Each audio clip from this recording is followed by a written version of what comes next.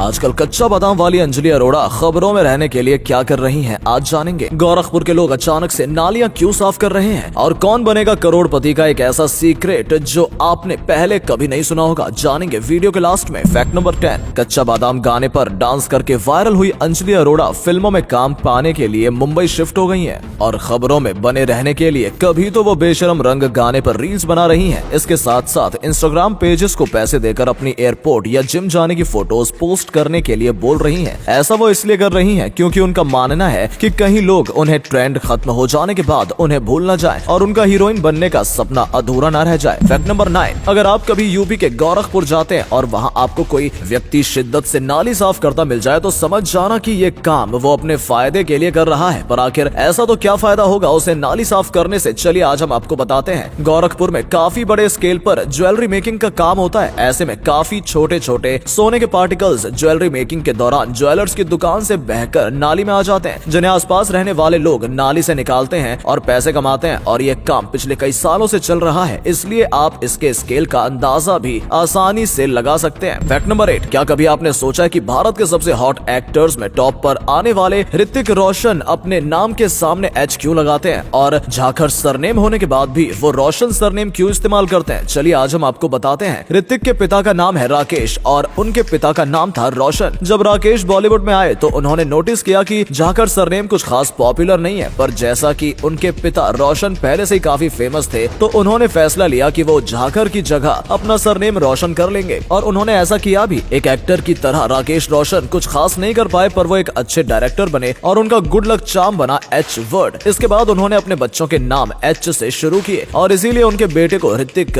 रोशन नाम मिला। आपको हम बता दें कि अपने पिता के एच वर्ड वाली लेगेसी ऋतिक ने भी आगे बढ़ाई और अपने दोनों बेटे का नाम एच से ही शुरू किया। फैक्ट नंबर 7, कतर में हुए फीफा वर्ल्ड कप में भले ही भारत की फुटबॉल टीम ने हिस्सा नहीं लिया हो, पर इस वर्ल्ड कप में भारत का काफी फायदा हुआ। कैसे, चलिए आज हम आपको बताते हैं। कतार में फीफा वर्ल्ड कप के दौरान दुनिया भर से लाखों टूरिस्ट आए, जिसके चलते अंडों की डिमांड काफी बढ़ गई। वैसे तो कतार में अंडे टर्की से जाते हैं, पर बढ़ती डिमांड और टर्किश अंडों के बढ़ते प्राइस को देखते हुए कतार ने भारत से अंडे इंपोर्ट किए। कतार ने भारत से नॉर्मल से लगभग 3 गुना ज्यादा अंडे इंपोर्ट करवाए, जिसके चलते भारत में पोल्ट्री फार्मिंग करने वाले लोगों को भारी मुनाफा कमाने का मौका मिला। मजे की बात यह है कि कतार को भारत के अंडों के प्राइस के साथ साथ उनकी क्वालिटी भी काफी अच्छी लगी, इसलिए अब कतार अपनी ज्यादातर अंडों की डिमांड भारत से ही पूरी करेगा। फैक्ट नंबर 6, भारत में कई महान शख्सियत हुई, जिनमें से कई के बारे में आप जानते हैं और कुछ ऐसी शख्सियत भी हैं जिनके बारे में आपने आज तक कभी भी नहीं जाना होगा। और आज हम आपको बताएंगे भारत की एक ऐसी ही शख्सियत से जिन्होंने भूतों से बात करने की मशीन बना डाली थी। हम बात कर रहे हैं शंकर आबाजी भिशे की। भारत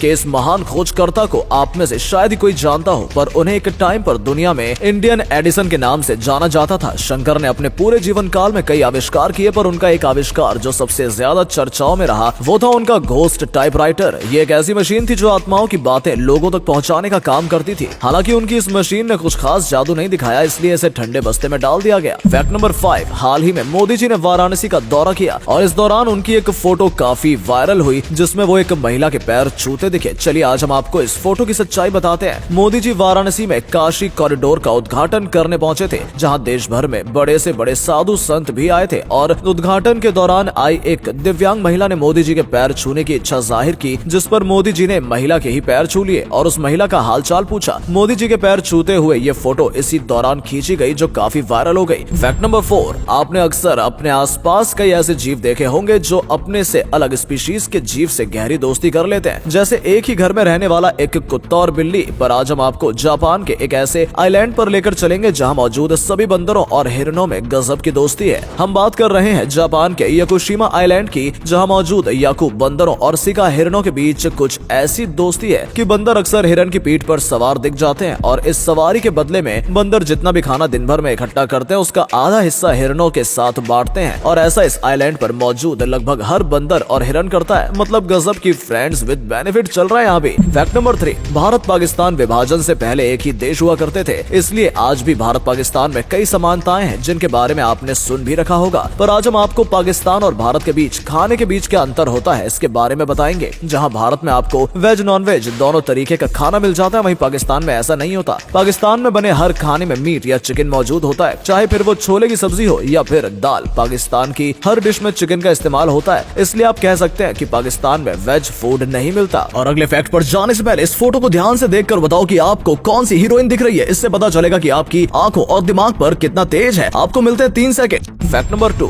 अक्सर लोगों को शिकायत होती है कि उनकी पत्नियां उन्हें घर पर स्मोक या ड्रिंक नहीं करने देती, इसलिए वो बाहर जाकर इस काम को करते हैं। पर आज हम आपको एक ऐसे व्यक्ति से मिलवाएंगे जो सिर्फ इसी चीज से नाराज होकर पिछले कई साल से एयरपोर्ट पर रह रहा है। मिलिए वी जियांग्यू से। 60 साल के वी पिछले 14 साल से बेजिंग के इंटरनेशनल कैपिटल एयरपोर्ट के वेटिंग एरिया में रह रहे हैं, क्योंकि उनकी पत्नी उन्हें घर में पीने और स्मोक करने नहीं देती। वी एयरपोर्ट के वेटिंग एरिया में ही पकाते, खाते और सोते हैं और पिछले 14 साल से एयरपोर्ट ही उनका घर है। क्या आदमी है भाई। फैक्ट नंबर 1, कौन बनेगा करोड़पति शो आप सभी ने देखा होगा, पर आज हम आपको इस शो से जुड़ा एक ऐसा फैक्ट बताएंगे जिसके बारे में आप में से शायद ही कोई जानता हो। इस शो में जब कोई कंटेस्टेंट हॉट सीट तक पहुंचता है तो उसके साथ एक एग्रीमेंट किया जाता है, जिसके तहत वो पूरे खेल के दौरान या तो अपने सामने बनी स्क्रीन पर देखेगा या अमिताभ बच्चन की तरफ देखेगा। उसे अपने आसपास बैठी ऑडियंस की तरफ देखना अलाउड नहीं होता, क्योंकि ऐसा करने से हो सकता है ऑडियंस में बैठा कोई व्यक्ति उसे जवाब बता दे, और अगर ऐसा होता है तो उसे तुरंत शो से बाहर का रास्ता दिखा दिया जाता है। दोस्तों, वीडियो अच्छा लगा हो तो इसे शेयर कर देना। ऐसा करने से हमें मोटिवेशन मिलता है और ज्यादा अच्छे वीडियोस बनाने के लिए। वीडियो देखने के लिए आपका बहुत बहुत धन्यवाद।